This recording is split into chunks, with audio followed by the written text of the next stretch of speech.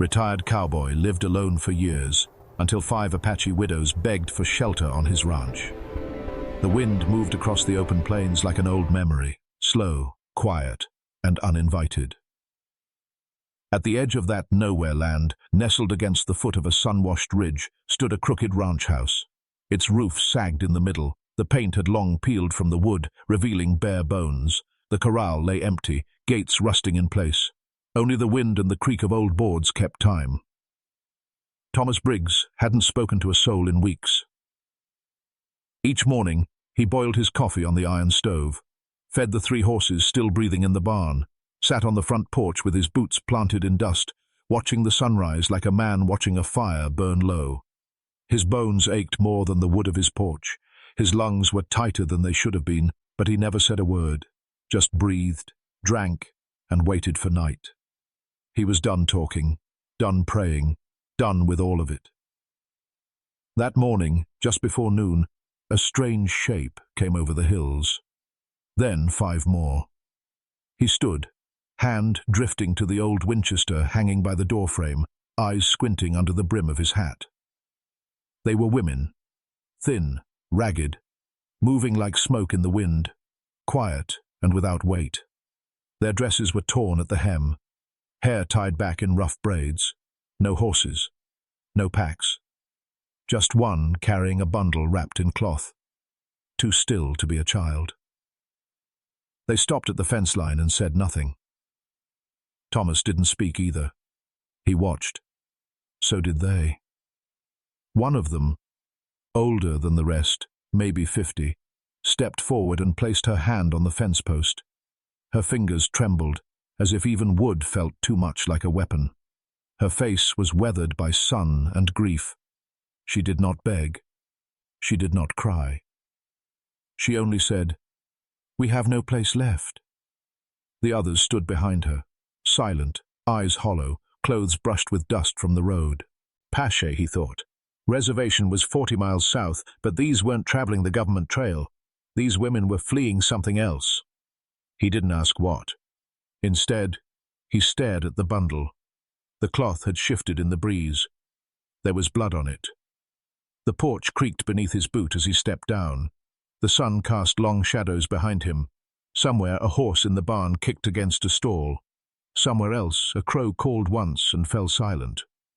He stopped a few feet from them and spoke his first words in weeks. "You sure you want to be here?" The woman nodded, just once, as if that single motion carried every mile they'd walked. Thomas opened the gate. Inside the house, silence sat heavier than dust. The 5 women stood just beyond the doorway, unsure if they were welcome or simply not being pushed away. Thomas laid his hat on the hook by the door and turned to face them. Their eyes stayed low. Only the older one looked at him without flinching, like she'd already survived worse than any man could offer. He motioned toward the long wooden bench by the window. "You can rest there." They moved like shadows, careful, slow. One limped slightly, her foot bloodied through the sandal. Another kept glancing over her shoulder, as if expecting someone, or something, to barge in behind them. Then he saw the bundle again. The girl holding it had to be just past 20. Her hands were wrapped tightly around it, knuckles pale. She hadn't spoken once. When she sat, she cradled the bundle tighter, back hunched like a mother shielding a newborn from a storm. Thomas brought water, set it on the table. No one moved. He sat down across from them and finally asked, "That someone you lost?" The young woman didn't answer, but the older one did, after a moment. "Her husband," she said softly. "They took him, beat him in front of her. He begged them not to touch her. Then I made her watch. Left his body behind a cattle shed." Thomas felt his jaw lock. He stared at the bundle in her arms again. Not her husband's body, no. Just what was left of his clothes, maybe, or something sacred. He didn't ask further. The woman added, "She hasn't said a word since." Something in Thomas shifted. He'd seen that silence before. Long ago, in a town called Dry Creek. A boy, barely 16, had run into the saloon screaming for help. No one had listened, not until it was too late. When the men finally got to the boy's ranch, his mother had already been dragged off, and the fire had eaten half the house. The boy never spoke again. Not even when they handed him a folded flag a decade later, after the war. That boy had been Thomas's younger brother. He remembered standing at the grave, fists clenched, unable to say a word either. Now, he looked at this Apache girl, silent and hollow, and saw the same scream buried behind her eyes, the kind no one ever hears. He stood, stepped away from the table, and looked out the window. The wind was picking up again, dust lifting from the ground like ghosts rising from their sleep. He could tell them to leave. He could give them bread, water, and send them on. It wasn't his fight. They weren't his people. But then again, maybe that's why it had to be him. He turned back to the room. The women sat quietly, breathing like they didn't know if they were safe or just waiting to be thrown out. Thomas walked to the stove, added more wood, and spoke low. "Stay here tonight. I'll figure something out in the morning." The older woman blinked. One of the younger ones buried her face in her hands and wept. No sound, just shoulders shaking. Thomas didn't speak again. He just stirred the fire, listening to the crackle of wood and the long silence of a man trying to forgive himself for years of doing nothing. It was the next morning when Thomas saw the tracks. He'd gone out to check the west fence. The post had been leaning after the last windstorm, but just beyond it, in the dry, broken earth, he saw boot prints. Too close, and to be his, too fresh to be forgotten. They hadn't come from the road. Whoever it was had approached from the canyon, where the rocks gave cover and the trail was hidden from view. A place only someone familiar with the land would use. He followed the tracks for 50 yards until they vanished into gravel. When he returned, the women were still inside, except for the older one, who sat on the porch staring at the hills. She didn't ask where he'd gone. She didn't need to. "They came this way last night, didn't they?" Thomas asked. She didn't answer directly. Instead, she said, "We ran 4 days from them. They're not the kind who leave anything unfinished." He leaned against the post, jaw set. "Who are they?" "White men. 2 carried badges. 1 wore a priest's collar." That last word made his stomach turn. "They came to the reservation after dark," she continued. "Said they were sent to find runaways. But we hadn't run. We just asked questions. About land that was stolen. About food that never came. About a woman who vanished and no one looked for her." She turned to look at him then, her eyes dull and sharp all at once. "They told us to stop. Said widows should be grateful they're left alive." Thomas stared out at the hills. The girl with the bundle, her name was Nessa, had been married to one of the men who spoke up. When the enforcers came, they made an example of him. Then they warned the women. Those who stayed silent lived. Those who didn't disappeared. Nessa spoke that night, just once. So they killed her husband in front of her and left her with his blood on her hands. That was 5 nights ago. "They'll come here," the old woman said. "They'll follow, not fast, but steady, like dogs with the scent." Thomas didn't speak. He walked to the barn, pulled open the doors, and stared at his tools. The old rifle lay on the shelf, untouched for years. His fingers hovered over it. The law wouldn't help, not out here. Not when it came to Apache women. Not when the men hunting them wore government badges or crosses on their necks. He thought of Nessa, staring at nothing with the bundle still in her arms. Thought of his brother again, mouth open in a scream that never came out. Thought of the grave with no name. Thomas wasn't a hero. He was a tired man with old wounds and little left to lose. But this land, this broken, quiet land, had been silent too long. That night, he loaded the rifle. The wind was picking up again, and this time it carried the smell of horses and fire. The days turned quiet again, but the silence had changed. It was no longer the emptiness of a lonely man waiting to die. It was the hush of people holding their breath, waiting to live if they were allowed. Thomas worked the ranch like he used to, mending fences, sharpening tools, stacking wood. But now 5 pairs of eyes watched him from a distance. Sometimes they helped. Sometimes they just stood there, unsure if they were allowed to touch anything that wasn't theirs. Nessa never let go of the bundle, not even to sleep. One afternoon, Thomas found her sitting near the shed, legs pulled up to her chest. The sun hit her face just right, and for a moment she didn't look broken, just young. He placed a small bundle of jerky beside her, didn't say a word, walked away. Later that night, he found it gone. The next morning, he left a small carving knife and a block of wood. That too disappeared. By the end of the week, she carved her first shape, a simple horse, rough but solid. She didn't show it to him, just left it on the porch railing. He nodded once when he saw it. That was how they spoke. On the 5th day, he handed her the old Winchester. She flinched, but took it.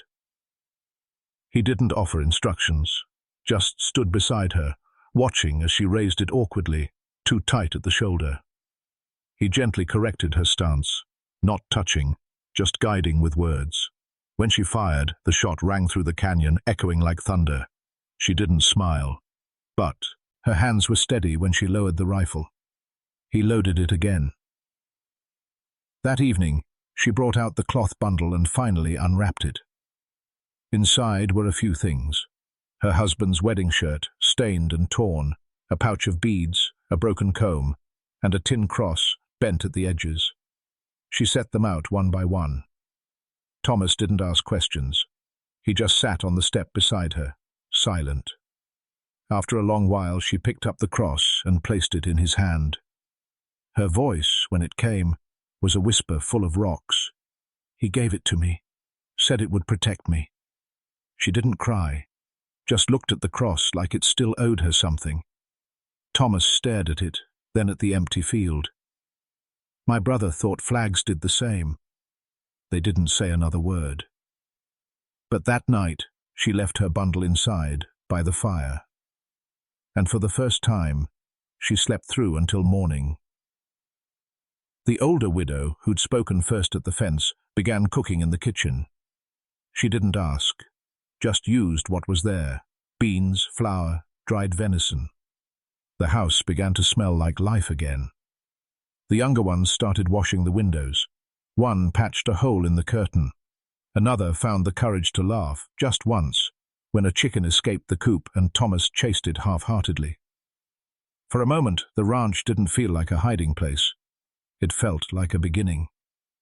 But Thomas knew what was coming. You could only find peace on the edge of war. He stood on the porch that night, rifle across his lap, watching the horizon darken. And inside, 5 women, and one girl now sleeping without her bundle, were breathing easier. He promised himself they'd keep breathing, even if it cost him everything. They came at dusk, as all cowards do. 6 riders on dust-covered horses, moving in tight formation like they'd done it before, uniformed in arrogance. Their boots shone like they never touched mud. One wore a long grey coat, with a tin star pinned to his chest. Another had a white collar and a Bible dangling from his saddle horn. But the worst was the man in front, pale eyes, crooked jaw, and the kind of smile that meant he'd hurt people and never lost sleep over it. Thomas saw them long before they reached the fence. He stood in the middle of the yard, rifle slung across his chest. The women stayed inside, doors locked, windows shuttered. Except for Nessa. She stood behind the curtain, watching, heart steady for the first time. The lead man raised his hand like he was greeting an old friend. "Mr. Briggs, we heard you've been running a shelter." He spat the last word. Thomas didn't move. "Ain't running anything. Just offering water to tired folks." The man tilted his head. "Those tired folks stole government property, caused unrest on the reservation, interfered with federal proceedings." Thomas grunted. "And by proceedings you mean rape, beatings, and threats." The man's eyes narrowed. The others began to fan out, one toward the barn, two toward the back of the house. "You got no idea what you're in the middle of, old man," the leader said. "You're harboring fugitives. You don't want to get caught in a fire meant for them." Thomas stepped forward slowly, lowering his rifle, but keeping his finger near the trigger. "You know what happens when men like you ride in with fake badges and full bellies," he said calmly. "They forget what hunger tastes like, what it means to have nothing left to lose." The preacher dismounted, walking closer. "Those women are under federal order. They're to be escorted back for questioning." Thomas shook his head. "No, not this time." Suddenly, the man by the barn shouted, "There's someone back here!" Gun barrels lifted. Inside, Nessa moved away from the curtain. Then something unexpected. The oldest widow stepped out of the house, alone, barefoot, her hands raised. The leader's grin returned. "There we go. Sense at last." But Thomas saw her lips move, not in fear, but prayer. And that's when the barn door slammed open. Nessa, holding the cane, rifle Thomas had shown her, shaking, but aiming. The man near the barn spun to raise his gun, too slow. A shot cracked across the sky. He dropped. Everything exploded at once. The leader drew. Thomas fired. Two horses reared and screamed. Dust, yelling. Another man hit the ground, clutching his leg. The preacher ran for cover behind the well. Thomas moved like a younger man, sharp, focused. His side burned. Something had grazed him. But he didn't stop. One of the riders took off, galloping south. Another lay still near the porch. The leader, bleeding from the shoulder, crawled behind the fence. "I'll be back," he shouted, voice ragged. Thomas stepped forward and raised his rifle again. "No," he said, "you won't." And for once, the man believed it. He limped to his horse and rode into the dying light. When it was over, Thomas leaned against the post, blood soaking into his shirt. The air was thick with smoke and dust. Nessa rushed out, rifle falling from her hand, and caught him before he dropped. He looked into her eyes and saw not fear, but fire. They had both survived hell. Now they'd learn what to do with the quiet that came after. The sun slipped beneath the hills, leaving only a bruised sky behind. Smoke still curled from a broken lantern. The wind had died. Everything felt still, like the land itself was holding its breath. Thomas sat on the ground, his back against the porch beam, shirt soaked in blood. He'd wrapped the wound himself, gritting his teeth in silence. Nessa sat beside him, one arm around his shoulders, her forehead resting gently against his arm. She hadn't spoken since the shooting, not because she couldn't, but because she didn't need to. They had survived. For now, that was enough. One of the horses had run off. Two of the men lay dead in the yard. The preacher was gone, fled without his Bible, which now lay face down in the dirt. The ma, and with the badge, had disappeared into the dust. Whether he bled out on the trail or rode all the way to hell, no one followed, no one chased. The point was made. By nightfall, the women had buried the bodies. They didn't cry. They didn't pray. They just dug, slow and steady, and laid the men in the ground without names, without markers. They piled stones over them, not for respect, but to keep the coyotes out. The grave was quiet, just like the men had made Nessa's husband's grave.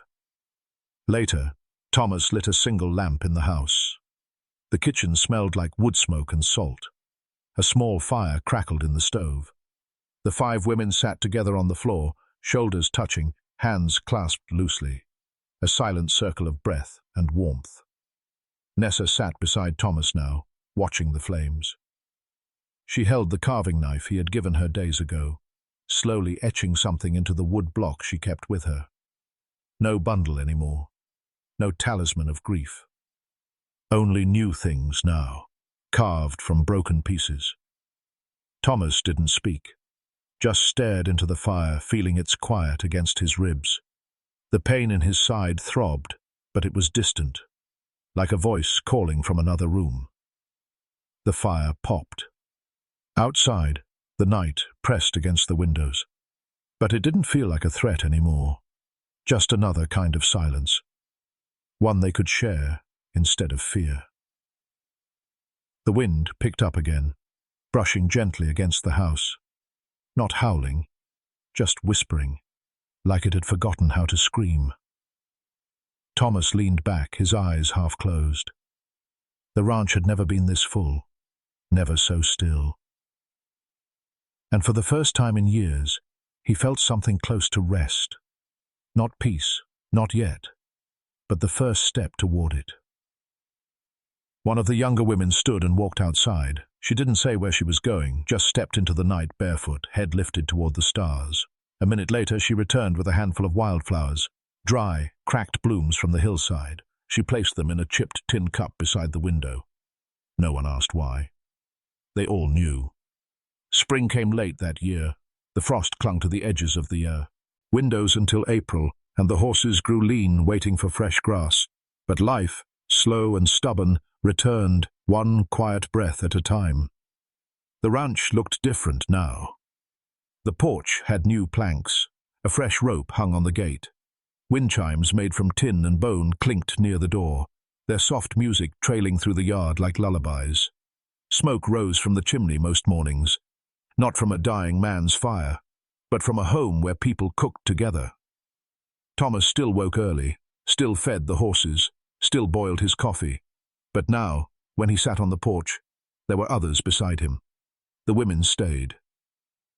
Not because they were too afraid to leave, but because they had found something they thought no longer existed, stillness that did not mean death. Nessa spoke again. Quiet words, then full ones. She never talked about the night her husband died, and no one asked. But she carved now, real things, horses, birds, a small figurine of a girl kneeling with her eyes closed. Thomas built her a shelf for them above the stove. She smiled when he hammered it into place. Sometimes the younger women sang while they worked.